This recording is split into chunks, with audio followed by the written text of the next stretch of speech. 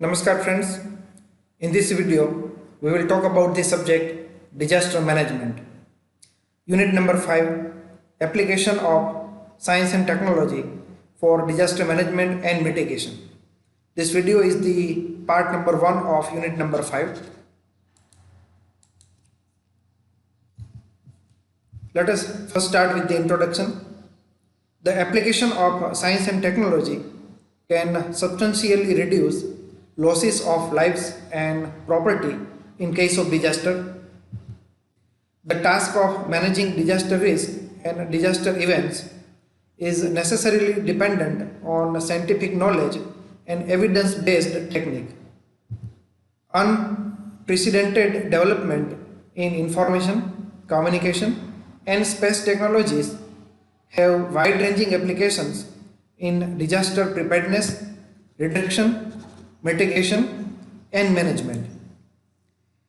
ICSTs provide vital support for disaster management in many ways, like observation, monitoring, data collection, networking, communication, warning dissemination, service delivery mechanism, GIS databases, expert analysis systems, and information resources, etc. ICSTs, especially remote sensing, have successfully been used to minimize the calamities of disasters in all phases of disaster management. The next is role of information technology.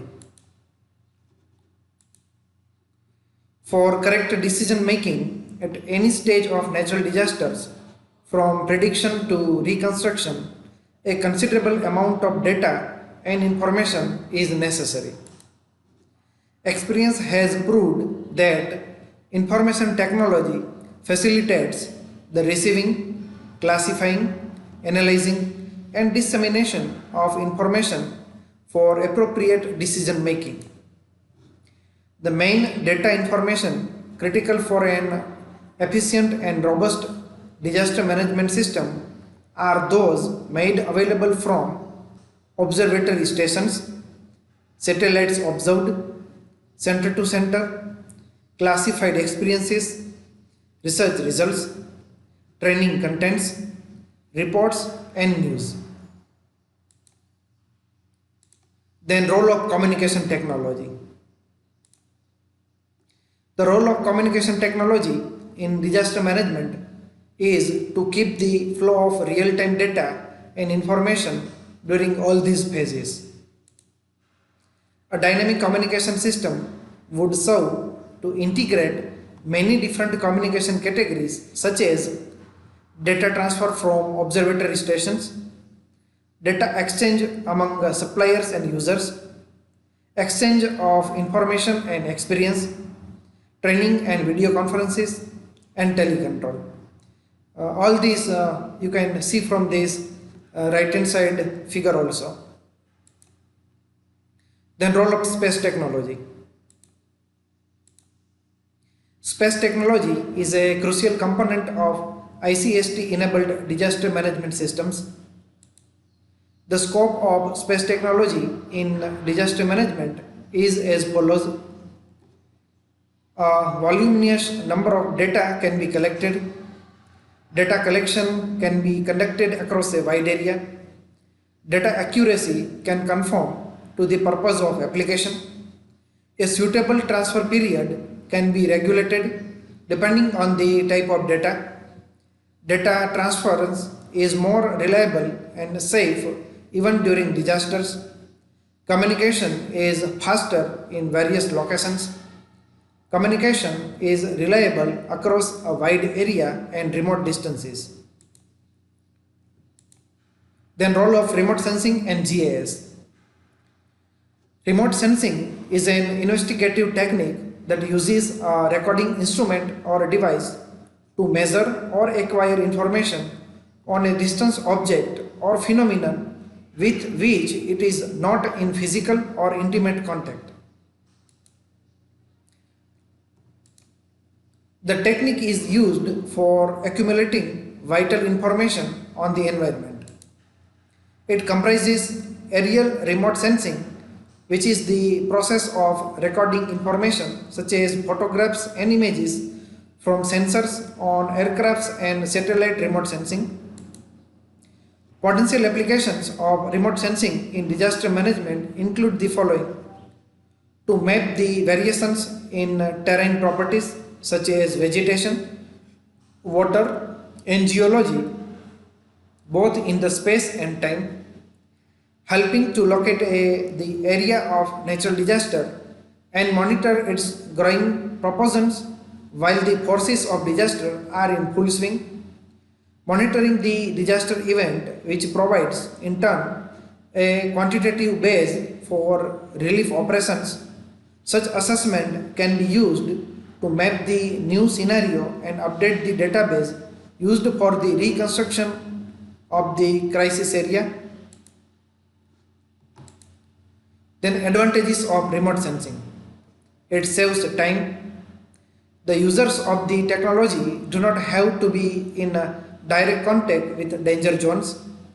It shows image of very large areas of land or space. It detects features at wavelengths not visible to the human eye. The data can be regularly and routinely acquired and archived. The most cost-effective dataset for monitoring change over large areas. It can assist with damage assessment monitoring. Then limitation of remote sensing. It can be costly to build and operate a remote sensing system. The data can be difficult to interpret and may require expert skills. The resolution is often coarse. Small size activities cannot be delineated on remote sensing imagery or through aerial photography. Then Geographical Information System, GIS. GIS can be loosely defined as a system of hardware and software used for measuring, storing, retrieving, mapping, monitoring, modeling, and analyzing a variety of data types related to geographic and natural phenomena. In other words, GIS is a computer-based system capable of integrating, storing, editing, analyzing, sharing, and displaying.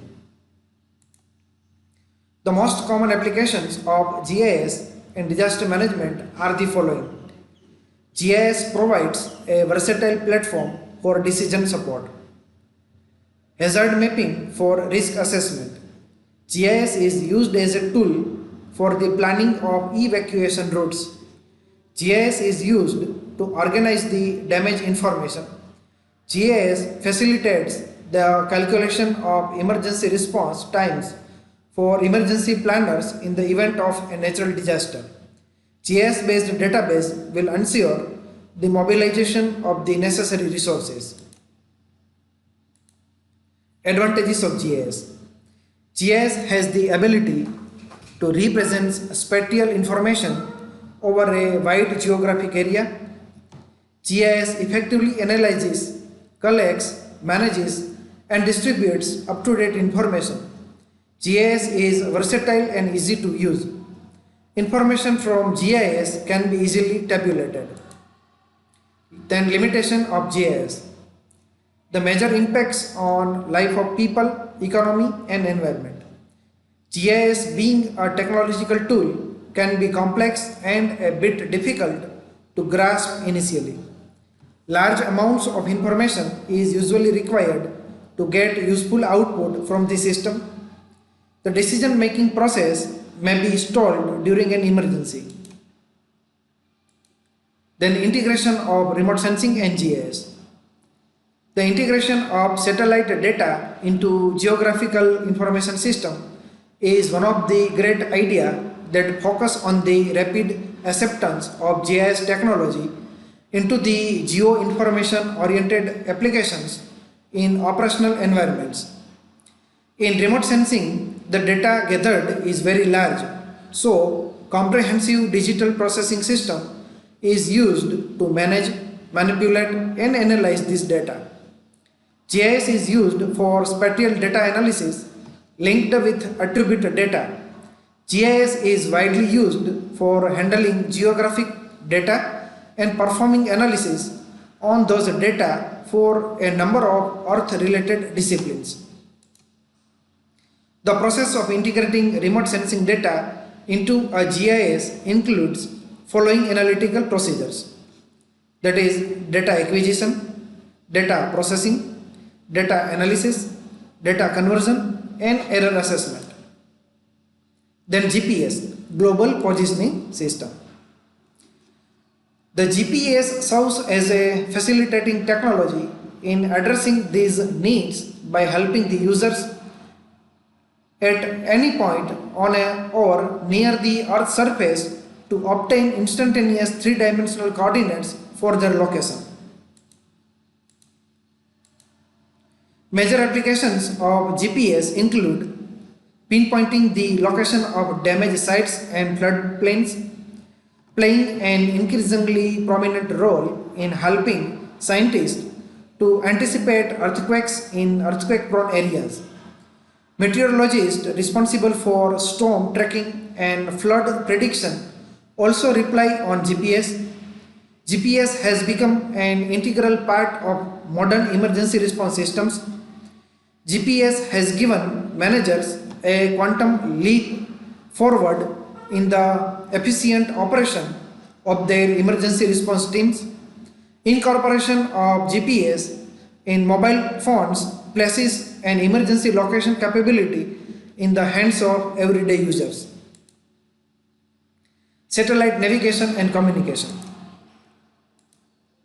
Satellites are the only wireless communication infrastructure that are not susceptible to damage from disasters because the main equipment sending and receiving signals is located outside the Earth's atmosphere.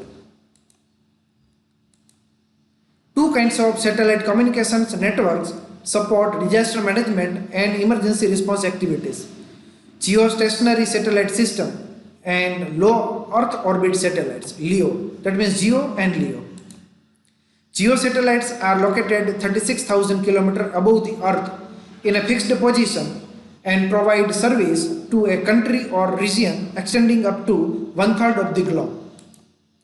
LEO satellites operate in orbits between 780 km and 1500 km and provide voice and low-speed data communications.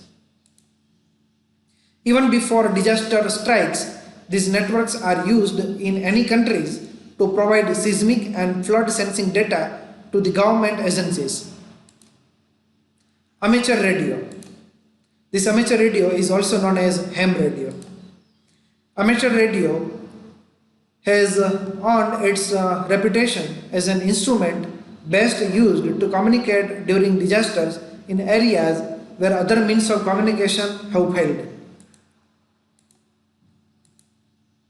Amateur radio operators provide vital assistance to their communities and countries during disasters by providing reliable communication on voice mode about the status of survivors as well as information on casualties to disaster relief organization and friends and relatives.